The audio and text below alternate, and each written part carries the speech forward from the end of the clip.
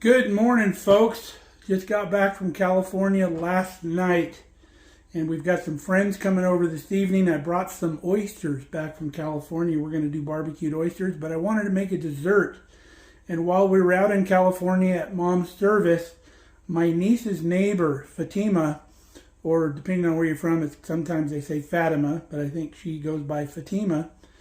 She brought some Portuguese lemon tartlets to the service that were just phenomenal. Best I've ever had. They're called, I believe, Queijadas, I believe, if I'm saying that right. But I want to make those for tonight. So if you want to check this recipe out, stick around and we'll get her done.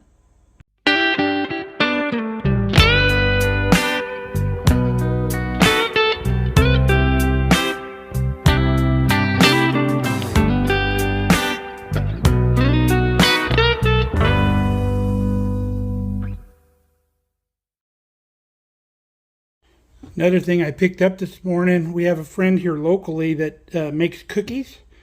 So she printed these cookies out for us on her new cookie printer that she bought. Super cool.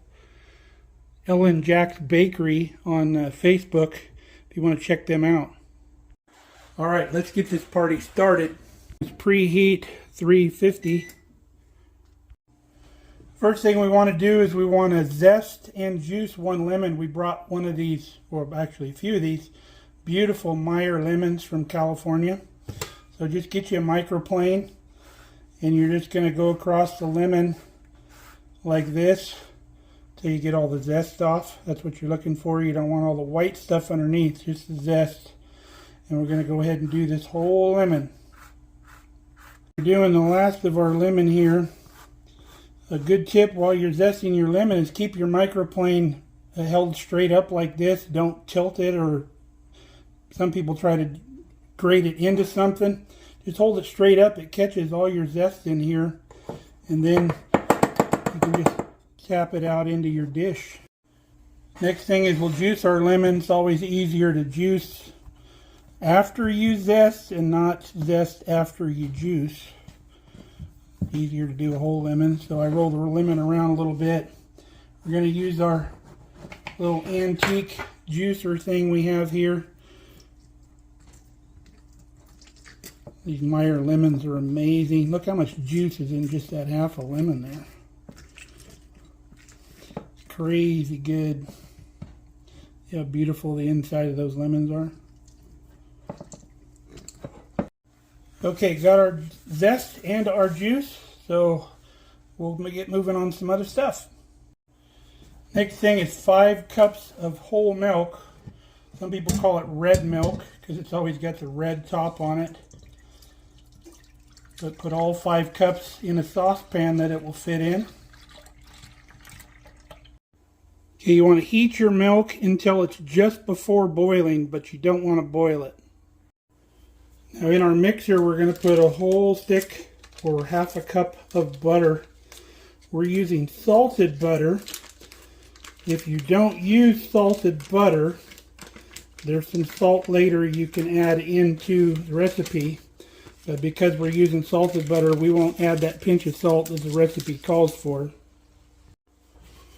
Now with our butter, we're adding 4 cups of sugar.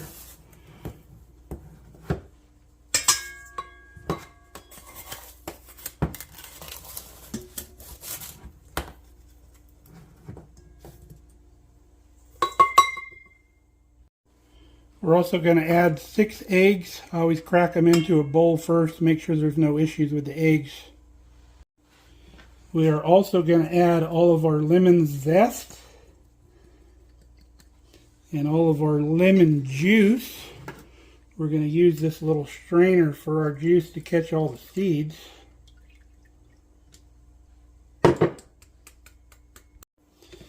We're going to cream all this together. We'll start it on low speed until it's well mixed.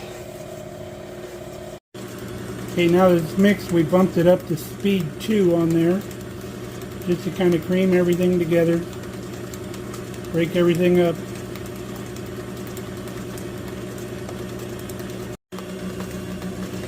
Alright, you can see everything come together there good. So we're just going to wait on our milk till our milk's warm enough and we'll get the rest going.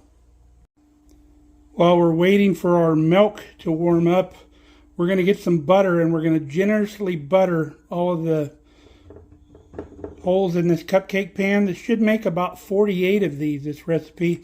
If you only want to make 24, you can cut the recipe in half. To butter the cupcake pans, I just get butter on a paper towel. Just wipe it on there.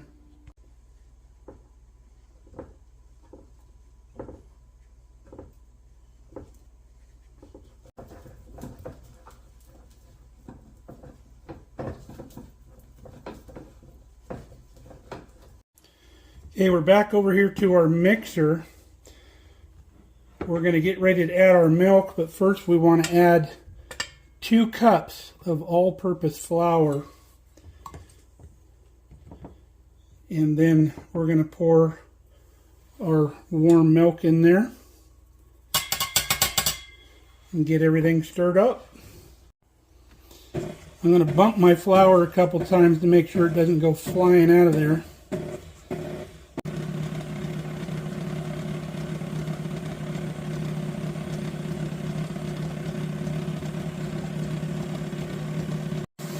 Now that everything's incorporated, we want to go up to medium for about 2 to 3 minutes.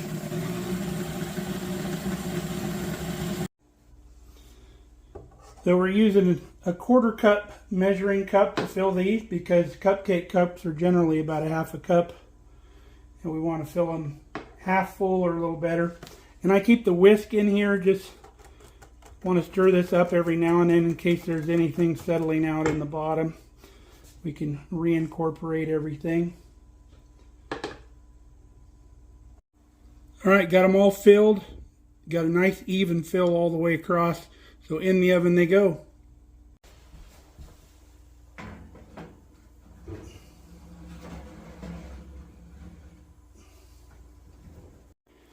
Okay, those are going to cook for 45 minutes. And because I'm doing 2 pans in there, about halfway through, I'm going to flip-flop those pans just so we get a good even cook. So we have just a little bit of our batter left. And I got real curious when I was making this as to what type of like crepe type pancake or something we could make with this same batter. So guess what I'm going to do now.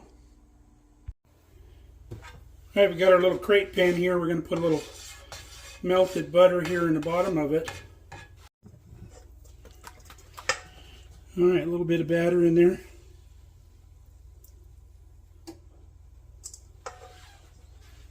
Pretty thin, so it's probably going to come out like a crepe.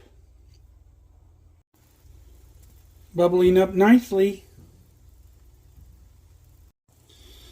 Now when I got crepes going, if crepes are really delicate, or it make my pan crepes too, if you want to go look for the recipe in that in our playlist, I get 2 pans going. That way you're not tearing up your crepes. You can just get this one pan here, flip it over into that other pan,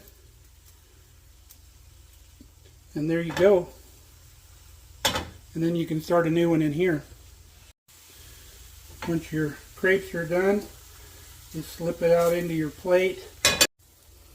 Here's our beautiful little queijada crepe. Super cool.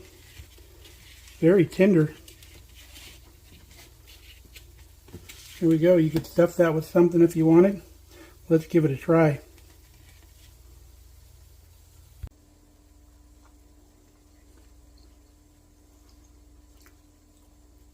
Ooh, that's good.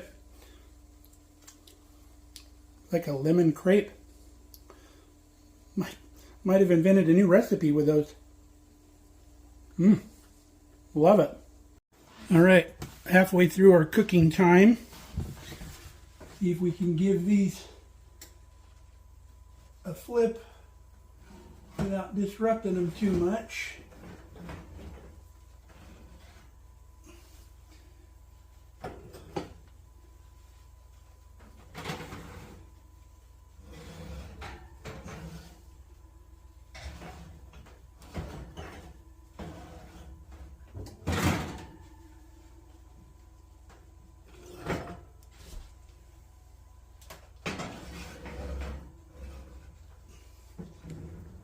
All right, another 22.5 minutes. Now this recipe is very similar to another Portuguese dessert or treat called, I think it's pastéis de nata. The only difference is, I believe the biggest difference is that uses like a puff pastry dough for like a little crust, where this kind of creates its own little crust as it cooks. I much prefer these.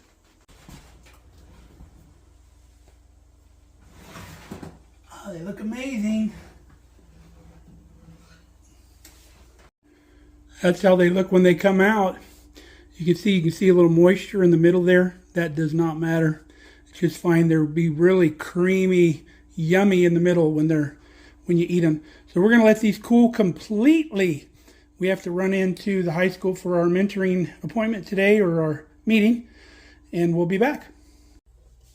Okay, our queijadas are all cooled off. Just get a spoon, pop them out of the cupcake deals like that, and I put them on a little plate. I get seven of them on a plate. Just get some powdered sugar. You want to wait till they're cool to do this, obviously. And you give them a little coating of powdered sugar like that. And then I cover them with plastic wrap so they don't dry out.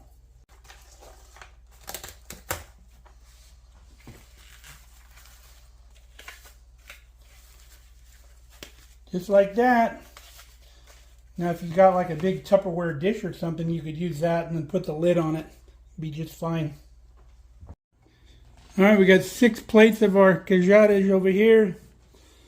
And I got 6 right here on the plate here for home. Can't wait.